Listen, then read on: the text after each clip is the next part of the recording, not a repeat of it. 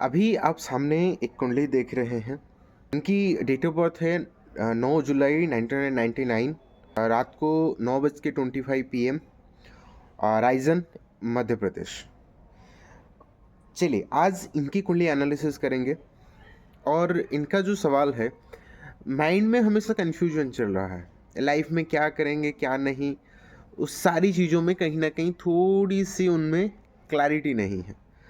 और इनकी कुंडली में ऐसा क्या है, क्योंकि बहुत सारी चीज़ें इनकी हुई है लाइफ में, ब्रेकअप भी हुआ है और कहीं ना कहीं स्पिरिचुअल पर्सन भी है। ठीक है। और इनकी जो कुंडली की जो कम्बिनेशन है वो सारी चीज़ें बात करेंगे, प्लैनेट कम्बिनेशन क्या है क्या नहीं है, सारी चीज़ें। चलिए इनकी कुंडली है, कुंभ लग्न की कुंडली है और राशि है वृषभ राशि। वृषभ राशि जैसे कि थोड़ा मूडी टाइप के होते हैं, अपने में ही अपने धुन में मस्त रहने वाले होते हैं। और कुंभ लग्न है। कुंभ लग्न क्या होता है, कुंभ लग्न वाले होते हैं कहीं ना कहीं दिल के अच्छे होते हैं, सबकी मदद करना चाहते हैं, सबकी हेल्प करना चाहते हैं, और कहीं ना कहीं माइंड में फ्रेंड्स को लेके और साथ ही साथ अपने पैसे को कहाँ से प्रॉफिट आएगा, तो कहीं ना कहीं माइंड में ये सारी चीज़ें कहीं ना कहीं थोड़ी बहुत चलती होंगी ज़रूर। ठीक है। अगर इनकी कुंडली हम देखें तो फिर इनका जन्म हुआ है कृत्तिका नक्षत्र में। कृत्तिका नक्षत्र के तृतीय चरण में इनका जन्म हुआ है और कुंभ लग्न है। कृत्तिका नक्षत्र होता है सूर्य का नक्षत्र। तो सूर्य नक्षत्र है, इसका मतलब यही है कि ये जिनकी कुंडली है, ये कहीं ना कहीं नेम फेम पॉपुलैरिटी और लोगों की अटेंशन पाने की चाह जरूर रहने वाली होंगी, क्योंकि कृत्तिका नक्षत्र सूर्य का नक्षत्र होता है। सूर्य क्या होता है, सूर्य राजा होता है। तो राजा के पास क्या होता है कि उनके पास ऑथोरिटेटिव नेचर है, मतलब उनकी सोच है जो मैं कह रहा हूँ चीज़ें वैसी होनी चाहिए, तो ये ऑथोरिटेटिव टेंडेंसी आ जाती है। और साथ ही साथ कुंभ लग्न है तो फिर लोगों की मदद भी करना चाहते हैं। इस मामले में चीज़ें सही है, कोई टेंशन की बात नहीं। लेकिन आप इनकी कुंडली देखो, पहली चीज़ क्या है, इनकी कुंडली में लग्न लॉर्ड आके थर्ड हाउस में बैठा है। ठीक है। जब भी लग्न लॉर्ड थर्ड हाउस में आके बैठ जाता है तो इंसान की सोच पर्सनालिटी ऐसी हो जाती है कि मुझे अपनी मेहनत से अपने बलबूते पर चीज़ों को हासिल करना है, मुझे किसी से कुछ मेहरबानी नहीं चाहिए, मुझे किसी से मदद नहीं चाहिए, मैं खुद अपने दम पे चीज़ों को हासिल कर सकता हूँ या कर सकती हूँ। तो ये खूबी दे देता है ये सारी चीज़ें। तो अगर आपकी लग्न लॉर्ड थर्ड हाउस में है तो फिर आप देखोगे आपके अंदर ये टेंडेंसी आ ही जाती है। आप किस्मत के भरोसे नहीं बैठते हो, आप अपने पुरुषार्थ से सारी चीज़ें हासिल कर देते हो। क्योंकि देखोगे आप कुछ लोग किस्मत के भरोसे बैठते हैं, लेकिन आप ऐसे बिल्कुल भी नहीं होते हो। शनि नीच का हो रहा है मेष राशि में बैठ के, मंगल बनते हैं वो खुद उस राशि को देख रहे हैं, जो कि 9th हाउस में बैठ के खुद थर्ड हाउस को देख रहे हैं। तो कहीं ना कहीं नीच भंग राजयोग भी बन रहा है, जो कि एक पॉजिटिव साइन है। लेकिन शनि इनकी इनकी कुंडली में शनि बैठा हुआ है भरणी नक्षत्र में।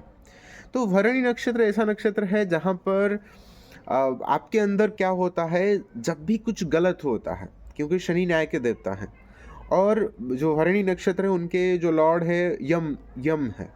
तो ये कहीं ना कहीं देखोगे कहीं भी कुछ भी गलत होता है तो ये सह नहीं पाते हैं, ये सीधा रिवोल्ट करना शुरू कर देते हैं, अन्याय के खिलाफ बात करना शुरू कर देते हैं। तो ये कहीं ना कहीं खूबी आ जाती है इनके अंदर। हालांकि इनके लग्न लौट आके बैठा है भरणी नक्षत्र में। भरणी नक्षत्र ऐसा नक्षत्र है जहाँ पर आपको एक लग्जरियस लाइफ जीने की चाहत होगी थोड़ी सी, क्योंकि शुक्र का नक्षत्र है। तो एक अच्छी टेंडेंसी ये है कि आपको एक अच्छा खाना, अच्छा पीना, अच्छा रहना, एक मतलब वेल मेंटेन्ड पर्सन आप हो जाते हो। लेकिन जब आप इनकी पर्सनालिटी भी देखोगे, शुक्र इनके 7th हाउस में बैठ के लग्न को देख रहा है, तो फिर इनकी पर्सनालिटी में, उनकी बातचीत में, उनके चेहरे में एक नूर है, एक ताजगी होगी। तो कहीं ना कहीं इनके अंदर एक ऑरा, एक आकर्षण क्रिएट करता है जो अपोजिट जेंडर को अट्रैक्ट करने के लिए काफ़ी होता है। और कहीं न कहीं अपोज़िट जेंडर वाले बहुत जल्दी अट्रैक्ट हो जाते होंगे, क्योंकि शुक्र एक ऐसा प्लैनेट है, जब भी अगर आपके 7th हाउस में बैठ जाए या फिर आपके लग्न में बैठ जाए, तो फिर आपके अंदर एक सॉफ्टनेस क्रिएट कर देता है। और ऊपर से अगर आप लड़की हो तो फिर शुक्र बैठ जाए तो फिर आपके अंदर कोमलता बहुत ज़्यादा आ जाती है। तो एक पॉज़िटिव साइन है, तो फिर कहीं न कहीं ये खूबी उनके अंदर बहुत अच्छी है। लेकिन इनकी अभी कुंडली में चल रही है राहु की महादशा। राहु 2018 से शुरू हुआ है, 18 जुलाई के बाद से राहु की महादशा शुरू हो गई। तो राहु देखोगे इनका बैठा है छठे भाव में बैठा है राहु। किसके साथ बैठा है? बुध के साथ बैठा है। बुध आपकी बुद्धि होती है, लेकिन जब राहु इसके साथ मिल जाए तो फिर आपकी बुद्धि को वो तेज कर देता है। तो इंसान की जब बुद्धि तेज हो जाती है तो फिर वो इंसान कहीं ना कहीं फिर साम दाम दंड भेद का इस्तेमाल करना शुरू कर देता है। फिर अपनी चीज़ों को हासिल करने के लिए क्या करके, कैसे करके चीज़ों को बेहतर बनाया जा सकता है, चीज़ों को अपने फेवर में किया जा सकता है, अपनी कही हुई बातों को कैसे जस्टिफाई किया जा सकता है, अपनी बुद्धि का इस्तेमाल करके, ये खूबी कहीं ना कहीं दे देता है। देखो, राहु और बुध अगर है आपकी कुंडली में तो फिर कहीं न कहीं आपकी जो माइंडसेट है, टेंडेंसी है, कहीं न कहीं गलत डायरेक्शन में जाने के चांसेस बहुत ज़्यादा हो जाता है। क्योंकि बुध ऐसा प्लैनेट है जो जिसके पास वो जिस ग्रह के साथ बैठेगा उसी तरह से बन जाता है। और राहु भी खुद एक छाया ग्रह है, तो फिर राहु जब बुध के साथ बैठ जाता है तो फिर कहीं न कहीं राहु बुध की एनर्जी को एम्प्लीफाई कर देता है, उसको बढ़ा देता है। तो फिर राहु की जो मैलेफिक कंजंक्शन है, तो आपकी बुद्धि आप गलत चीज़ों में, नेगेटिव चीज़ों में, नेगेटिव थॉट्स में, नेगेटिव एक्शन में कहीं न कहीं आप कन्वर्ट करना शुरू कर दोगे। और हालाँकि राहु की महादशा चल रही, तो फिर इनका मन अभी पढ़ाई में तो फिलहाल वैसे भी नहीं लगेगा, क्योंकि 2018 से चल रहा है। और वैसे भी उनकी मतलब अभी पढ़ाई नहीं कर रहे हैं, अभी जॉब करने की, मतलब योगा टीचर हैं वो। तो ये कहीं न कहीं इस वजह से ही हो रहा है। राहु में अभी शनि चल रहा है। शनि हालाँकि इनकी कुंडली में लग्न लॉर्ड है, लेकिन राहु में शनि कभी उतना मतलब पॉजिटिव रिजल्ट देखने को नहीं मिलता है आपको, क्योंकि राहु भी शनिवत होता है। शनि क्या करता है? आपको डिले करता है, प्रोक्रेस्टिनेशन आ जाता है, आपके अंदर सैडनेस, और राहु आपको कन्फ्यूजन में डाल देता है, ओवर थिंकिंग, वो सारी चीज़ें दे देता है राहु। तो फिर राहु और शनि की जुगलबंदी अभी जो चल रही है, तो फिर कहीं न कहीं इस वजह से ही इनको अभी मेंटल क्लैरिटी नहीं मिल रही है। बहुत ज़्यादा ओवर थिंकिंग कर रहे हैं, क्योंकि चंद्रमा बैठा है 4th हाउस में। 4th हाउस होता है आपके माता का घर होता है, आपके इमोशन, आपकी फीलिंग्स का घर होता है। तो चंद्रमा वहाँ पे, हालाँकि चंद्रमा अच्छे भाव में बैठा है, खुद अपनी मतलब चौथे भाव में बैठा है, लेकिन कहीं न कहीं एक आपको थोड़ा इमोशनल बना देता है वो, ठीक है ना? क्योंकि इंसान जब ज़्यादा इमोशनल ओवरथिंकिंग करना शुरू कर दे ना, तो भी वो अच्छा नहीं होता है।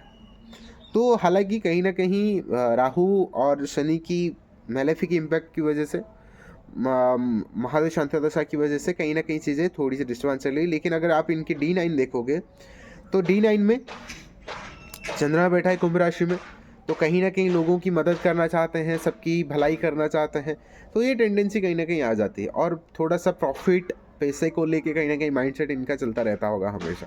लेकिन और एक जो अच्छी चीज़ है इनकी कुंडली में, केतु बैठा है 12th हाउस में। केतु जब भी 12th हाउस में बैठता है तो फिर वो क्या करता है, आपके अंदर थोड़ा-सा स्पिरिचुअलिटी ऐड कर देता है। मतलब आप मोक्ष, आध्यात्म, इन सारी चीज़ों के पीछे आप भागना शुरू कर देते हो। तो अगर आपकी कुंडली में भी देखोगे केतु अगर 12th हाउस में है, तो फिर ज़ाहिर-सी बात है आपके अंदर थोड़ा-सा स्पिरिचुअलिटी आ जाएगा। हमारे एक टीचर हैं, उनकी कुंडली में देख रहा था, तो केतु उनके 12th हाउस में बैठा है। वो बहुत मतलब बाहर जाके, फ़ॉरेन तो नहीं, आउट ऑफ स्टेट जाके, मतलब प्रवचन हो गया, तो फिर बहुत गीता सार मतलब ऑनलाइन आके सिखा रहे हैं। तो ये सारी चीज़ें हो जाता है। तो अगर केतु बैठा है देखोगे, ये सारी टेंडेंसी आपके अंदर कहीं न कहीं आ जाती है। साथ ही साथ शनि गुरु भी दोनों साथ बैठे हैं, और शनि अभी सूर्य को देख रहा है, तो फिर मैंने उनको पूछा कि अभी हाल-फिलहाल में बदनामी का शिकार भी हुए होंगे और कहीं न कहीं एक्सीडेंट भी हुआ होगा, क्योंकि शनि मंगल को देख रहा है। शनि और मंगल आमने-सामने बैठे हैं, तो फिर कुछ 1 साल पहले शायद उनकी एक्सीडेंट भी हुई थी और थोड़ा हाथ में चोट भी आई थी, क्योंकि ये कहीं न कहीं एक्सीडेंट की योग बना देता है, ये सारी कॉम्बिनेशन। हालाँकि इनकी कुंडली में अभी शनि खत्म हो जाएगा, शनि जुलाई में ख़त्म हो जाएगी। तो जुलाई के बाद कहीं न कहीं इनकी जब राहु में बुध आएगी, हो सकता है थोड़ा स्किन को लेके हो, थोड़ी-सी हेल्थ इश्यूज़ आ सकता है। लेकिन कहीं न कहीं लव रिलेशन या फिर एजुकेशन, पढ़ाई, फीलिंग्स को लेके कुछ ना कुछ डिस्टर्बेंस आ सकता है आने वाले टाइम पे। मैंने इनको पूछा था क्योंकि इनकी कुछ प्रॉपर्टी को लेके डिस्प्यूट है या नहीं है? तो उन्होंने कहा हाँ सर डिस्प्यूट है, क्योंकि इनके छठे भाव के अधिपति जो कि चंद्रमा बनते हुए आके चौथे भाव में बैठ गए हैं और चौथे भाव आपके प्रॉपर्टी का होता है। तो कहीं न कहीं इस वजह से इनका प्रॉपर्टी से रिलेटेड कहीं न कहीं थोड़ा-सा डिस्प्यूट भी अभी इनका चल भी रहा है।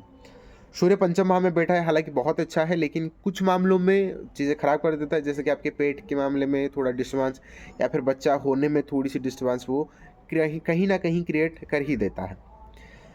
तो ये थी इनकी कुंडली की जो डिटेल एनालिसिस थी। उम्मीद है आप सबको पसंद आया होगा। और अगर इनमें से अगर आपको कुछ कुछ एक्स्ट्रा आपको दिख रहा है, अगर आप कुछ बताना चाहते हो तो बिल्कुल बताइए। अगर आपका कुछ सवाल है तो बिल्कुल ज़रूर कमेंट करके पूछिए। तो आप सबसे मुलाकात होगी ऐसे ही और एक कुंडली एनालिसिस के साथ। नमस्कार।